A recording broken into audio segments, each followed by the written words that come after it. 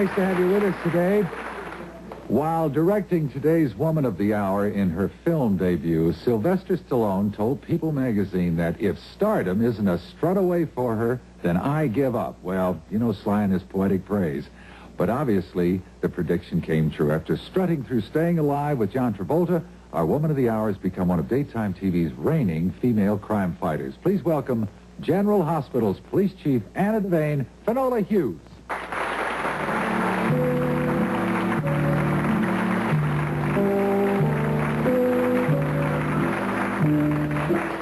Great. Thank you very much.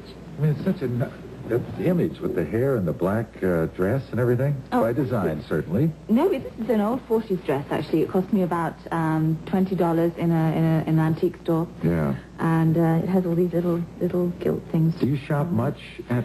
antique stores? Antique Oh, stores? definitely. I love them. Yes, I get nearly everything there, really. A lot of my clothes. Have you ever gotten anything that belonged to someone well-known?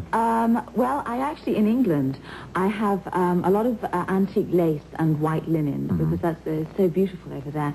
And I have this pair of old drawers, which they're like long knickerbockers, so frills at the bottom, that they used to wear underneath their big long dresses. And apparently it belonged to Queen Victoria. So they had a little sort of a name stitched at the top, and this is what they said when I went along. That would be worth something, wouldn't it? I think so, but you see, you never can tell. I mean, you know, they're very old, and they could have belonged to somebody around that time. But everything over there is old, isn't it? That's what. I mean, but that's what makes it so charming. It's so wonderful, and you know, it's the thing I miss about England most are the castles. And those beautiful places like that. And I was reading in that book that we're going to be talking about later on today that there was a castle in Washington. I don't know what it's called, but apparently there's a castle. There was a castle? No, there is a castle that was built in 1870-something. Washington, D.C. or Washington State? I don't know. Oh. I don't know which it is. Oh, there's several miles apart. Yes, there are two. Well, it takes a while to get to know this place. How long have you been here? 2 years. And what's been your biggest surprise about U.S.? Oh, gosh. It's full of surprises every day. I think what I've noticed and loved most is, for instance, working on General Hospital, the enthusiasm of the crew and my workmates. And I really have, I love that so much. And is it like a big family? Oh, yes, it is. I mean, I'm sure it's like it is here. It's wonderful. It's a pleasure to come into work every day, and I'm in love with everyone there. They're just so nice.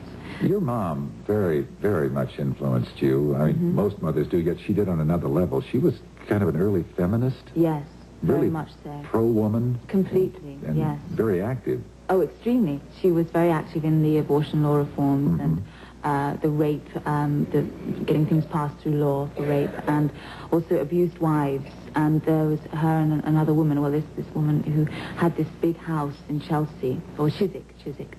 And any woman who had been abused by her husband and who wanted to escape could go to this house and take her children and stay there for, you know, a matter of weeks until she could be rehoused by the council. And my mother used to get furniture for that place and go and help and raise money for it. And I think that was a wonderful place. You wonder sometimes why certain youngsters pick up banners and march forward. Yes. And even though your parents may not be telling you directly to become active socially, you can't escape it. I mean, it must leave some kind of residue so that as you grow older... Yes, it's like, there was a saying that I heard somebody use the other day, which was, well, they don't lick it up off the floor. I mean, it means that if your parents gave you those kind of things, you know, you have it in you, and that's where you get it from, is your parents. And I also wonder, is there or can there be some sort of a dissatisfaction that you're not out there doing more? Sometimes, yes, actually. Yeah. Sometimes, you know, I read about things, and I do a few charity things, as many as I can, and I sort of go, I just wish, you know, I could do more. And, I mean, you can make time, but sometimes it's impossible. But I like to read about things that are happening, and if I can do something, you know, if someone approaches me and asks me to do something for that, then I'm more than willing to. Now, you mentioned England, and I know your mother's passed away several years ago, and your father just passed away last year. Yeah. It's interesting.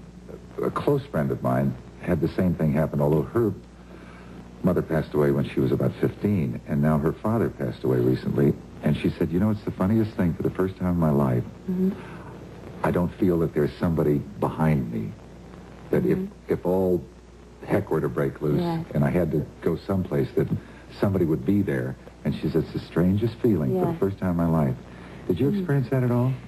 Yes, I know exactly what you mean. However, my parents were so, they instilled so much security, and they made me very, what's the word, when you're... Independent? Independent, that's the word. I knew it began with an I.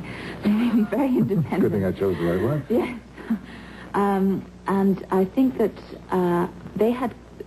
because they had made me that way, I kind of accepted, what happened. I mean, you have to face those things positively, because that is, that's how they would want you to do it, and that's no lie. And I was faced with being alone, but it was kind of like, well, I've heard this before, I've been here before, only because of the way I'd been brought up. My parents talked to me a lot, they made me very independent. My mother pushed me forward a great deal in that way. She never pushed me in work. She pushed me in mental ways, mental attitudes. Yeah. And so you were probably much better prepared than well, I don't know how prepared one can ever be for that, because I think it really hurts. But, Speaking of being prepared. Yes. Now, the press they're always trying to get you and Michael Praed married. Oh, yes. Right? And I know he's no longer in Dallas. He's doing a film. Yes, he started a film last week. Yeah. Anything to report?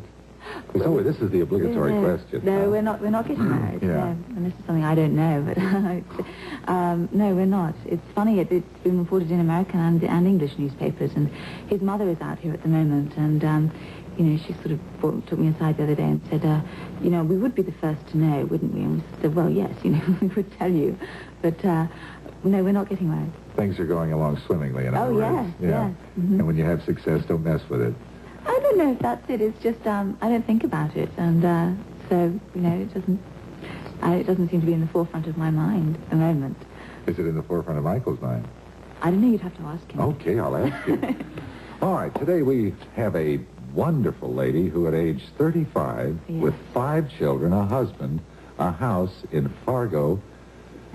And now, gee, this is where I get in trouble. Is it South Dakota? It's North Dakota. North Dakota. Yes, decided to go to law school, and she's become the first Supreme Court judge in the country. Also, Tom Selleck's here. He's going to take some audience questions, and we're going to find out what we can do to put some spice into our summer romances. Absolutely. And we will be back right after these messages. We can keep romance alive and hot this summer is Judy Babcock, author of The Romance Emporium. Judy, nice to see you.